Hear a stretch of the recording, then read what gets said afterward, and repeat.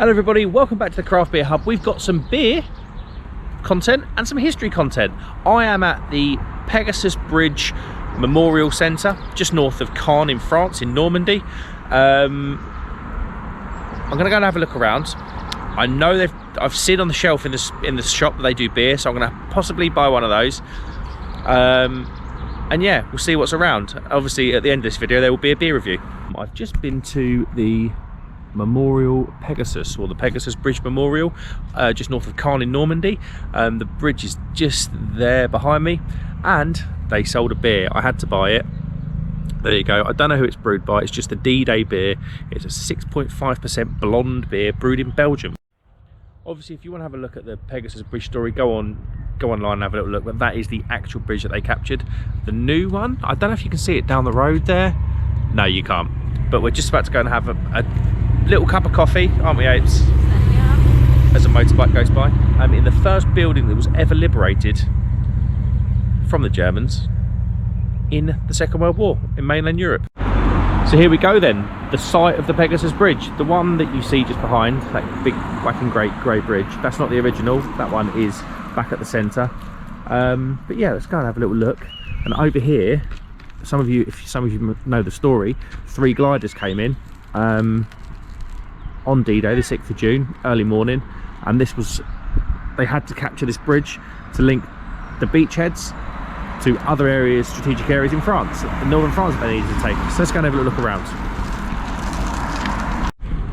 And boom, we're on the bridge, or the replacement bridge at least. This one's actually functioning with cars going across it now, and that's the Caen Canal that obviously the bridge crosses.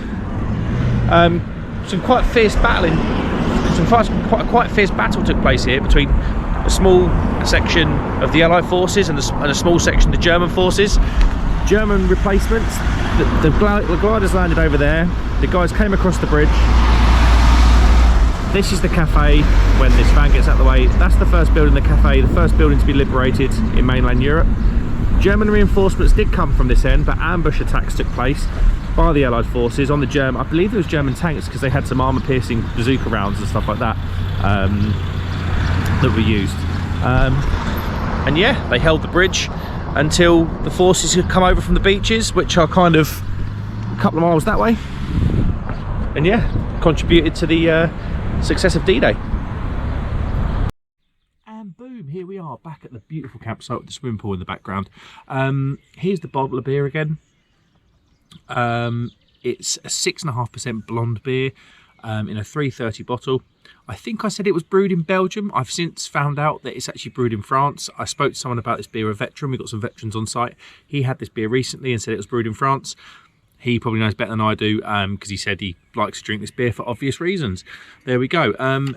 Let's get the bottle open then. I've got my Pegasus Bridge 6th Airborne, or 6th British Airborne Division bottle opener. There we go. Tiny bit of smoke on the bottle opening.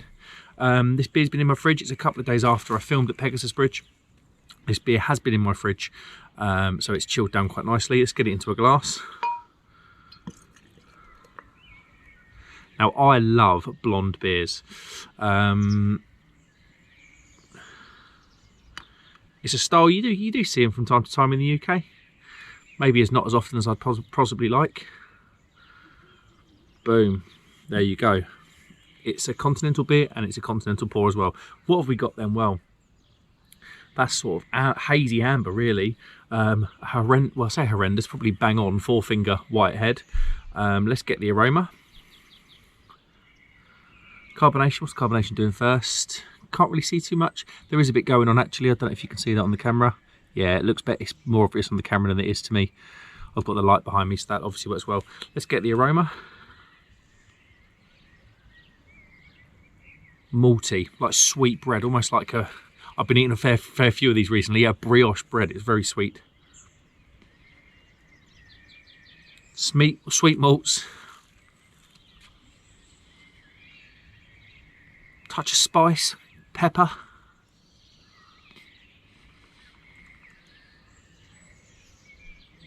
Maybe even a bit of banana. Cheers, everybody.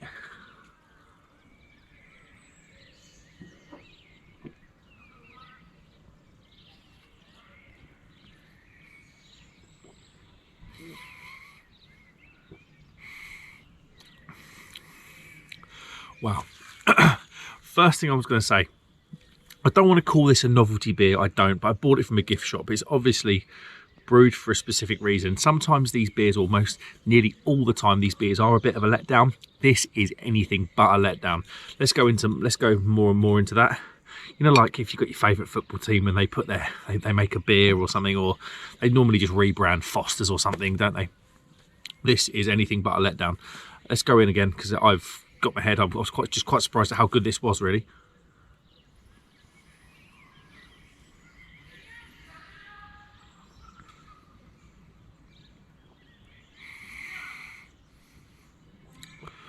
Lovely soft mouthfeel from this. You get your sweet malts up front. Then there's almost like a shandy-like lemon taste. Almost like a Radler. You know, when you drink, I mean, it's 6.5%, doesn't drink anywhere near that. But you know, you get those Radlers. They're just shandies in a bottle, aren't they? You just charge more for it. It's almost got that freshness and sweetness to it.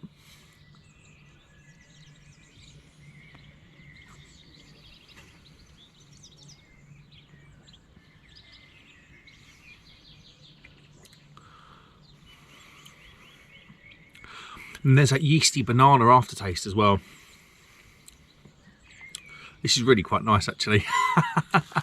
And it's just a beer that fits today, or it's actually tomorrow, but this video is going out on D-Day, which is tomorrow. Today is the day before D-Day. I will be going to the British Normandy Memorial at Vers-sur-Mer for the day. I'm going to go down there. I believe it's in front of Gold Beach. Just east of Aroma, where they've done the Mulberry Harbours. I'm a bit of a history lover, so all this ticks my boxes. But yeah, this beer before the big day tomorrow, in the sunshine. We've just had a weird thunderstorm actually, and now it's cleared up into this beautiful sunshine. Is perfect. And it's kind of funny because I've got you perched on this window ledge in front of the chateau. And this chateau was actually a field hospital for the Brits when we invaded and started liberating. So there's lots of history everywhere. I'm a bit of a nerd. I like it.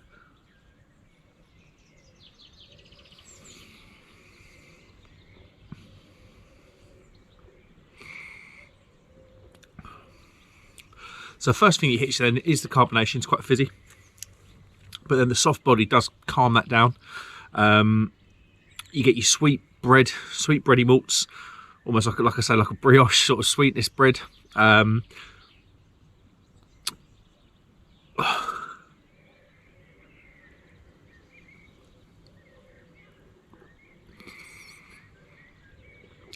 you get your sweet lemon,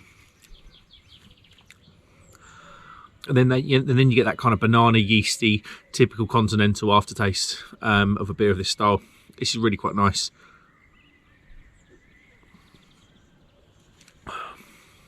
Refreshing, it's crisp.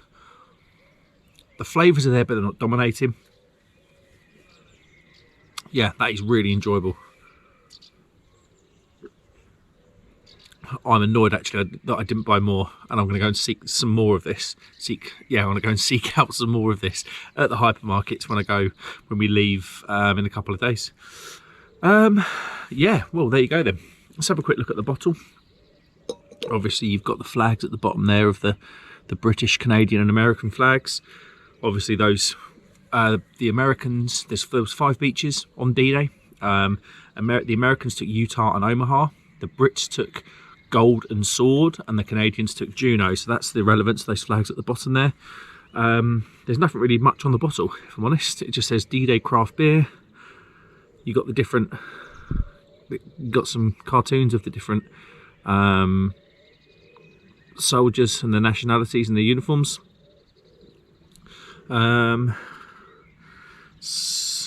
Christophe Noyon Brasseur. Yeah, nothing really too much on here, if I'm honest. How would I rate it then? I'm gonna set aside the beer, the time where I am, and the time of year. That's a very, very good beer. Really surprised at how good that was, if I'm honest. Rating, I'm going to give that a 4.5 out of 5. I'm absolutely gutted I didn't buy more, and I hope I hope I can find some. I've got a crate full of French beer and continental beer in the at the camper van in the awning.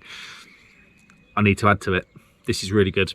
Thanks very much for watching, guys, from this beautiful setting here at the Chateau de Martragny in France. I'm going to be gutted to go home. Thanks very much, like I say, thanks very much for watching. Hit the like button if you haven't. We're fast approaching 400 subscribers, which is insane. So if you wouldn't mind subscribing, that would be great. And let me know if you've had this beer and if you're going to be doing anything for D-Day. It's not really something we celebrate much in the UK. It gets a little mention here and there, but some people really do go out there. I know the veterans, we've got loads of veterans, British veterans, just over, there's a wall that runs all the way down. I don't know if you can see it. Just over that wall, loads of veterans coming out here to pay their respects, which likewise I'll be doing as well. See you soon, guys. Cheers.